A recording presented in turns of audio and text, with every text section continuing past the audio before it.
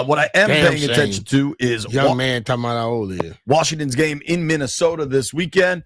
Traveling out there with all of us is Mr. Mitch Tischler, Monumental Sports Network, Beltway Football Pod. What up, Mitch? What up, boys? How we doing? Did you take Carver for a long walk in the snow? You better believe it. You know that this is my kind of weather. I'm just a big kid at heart. Loved it. Took Carver out, threw the ball with him. He's a huge snow fan as well. I bet, dude. So your dog name is Carver? Carver, yeah. I believe he's named after George Washington Carver. Is that accurate? That is accurate. You know how much I love PB&Js, and when I picked up Carver during COVID, that just made sense to name him George Woofington Carver. Woofington, I like that. Mitch's two favorite. I like that, dog. Your two favorite historical figures are George Washington Carver and what's my man with the bridge?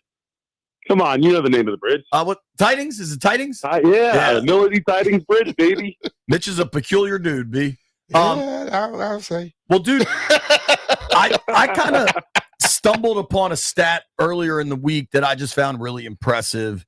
And when DQ talked about the offensive line performance against Denver, I think just the eye test showed you how impressive it was. And then the way Quinn kind of gushed about those guys. I wanted to talk some O-line, and you're the best person to do it with. Because we know you love talking about big men. How JP says big men have the big man wave. We're all in it together. How impressed have you been with the development? Let's start with the rook of Josh Conerly. Yeah, I mean it's been impressive to see him get better week after week. I mean, he had a real gauntlet of pass rushers to start the season that he was kind of lining up for. So there were going to be some early season struggles. He's a rookie. He's playing a brand new position on the right side. Didn't really play that in college much. So I think that we've seen him get better as the season has gone on. And I think it was a little difficult mid-season that he then had to change with Sam Cosmi coming back. And Cosmi wasn't 100% coming back from ND, and we've seen Cosmi get better kind of as this season has progressed. And the two of those guys together have really started to become a real force on the right side. And, you know, it was great to see that against a D-line as good as the Broncos.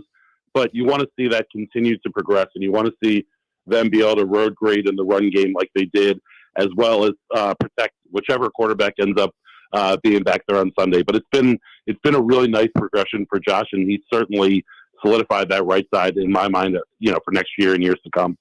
So then let's go to the left side. Laramie Tunsil's played at a really high level. Cliff Kingsbury yesterday, it was pretty remarkable for Cliff to say this, and maybe Cliff can say it because he thinks he won't be here and have to deal with the repercussions of it. But for Cliff at the podium to say he's going to get paid a lot of money. One, I love that just the reality is Cliff's telling the truth, even though he's technically under contract next year. Like, he ain't playing on that deal. What do you think should happen? What do you think will happen with Tunsil?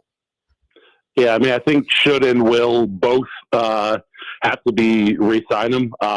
I can imagine a world where Cliff Kingsbury walked into the building and Adam Peters was like, please see me in my office. And Cliff just likes to fire from the hip. But, you know, we talked about it on the Beltway Football Podcast a little bit, JP, about at the trade deadline, Tunsil was one of your few pieces that if you were going to make a move could bring you back something. The fact that they didn't trade him tells you that they need to re-sign him. And it's going to be a very similar situation to what this front office went through with Terry McLaurin last year, where they're under contract but don't have guaranteed money and want a new deal.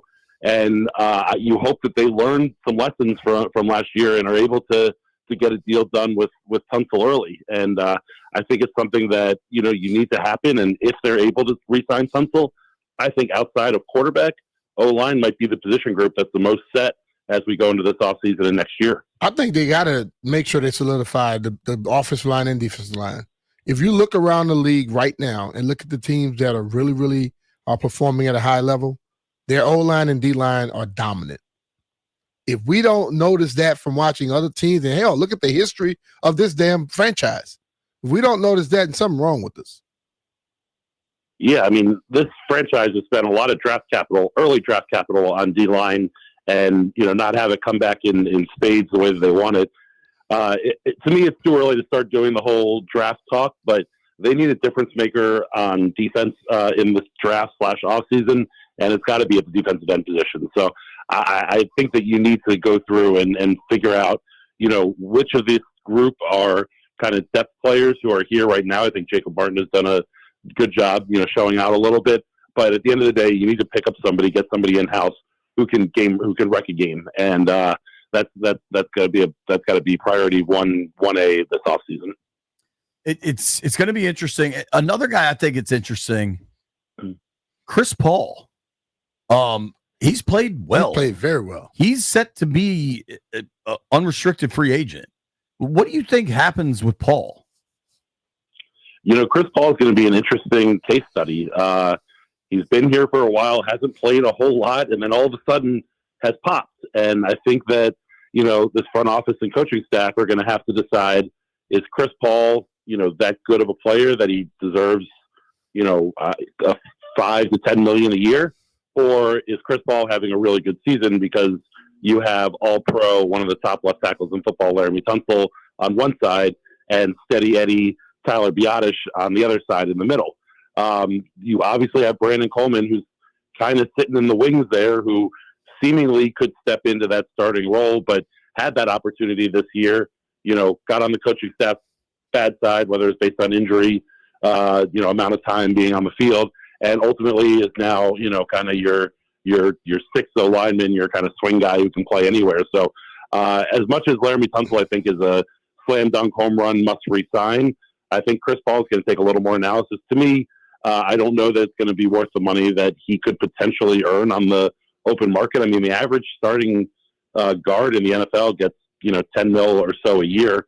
So, if Chris Paul signing back as a starting left guard, I imagine that his camp's going to want, 7.5, 8, 9, 10 a year, which might be a little steep for his level of play. I also wonder if Chris Paul is their best shot at a comp pick, right? Because they may spend enough money in free agency anyway that they're not going to get a comp pick. But I don't know that maybe if Debo goes somewhere else, I just, that compensation formula is pretty complicated, but I don't know. It's going to be interesting to watch.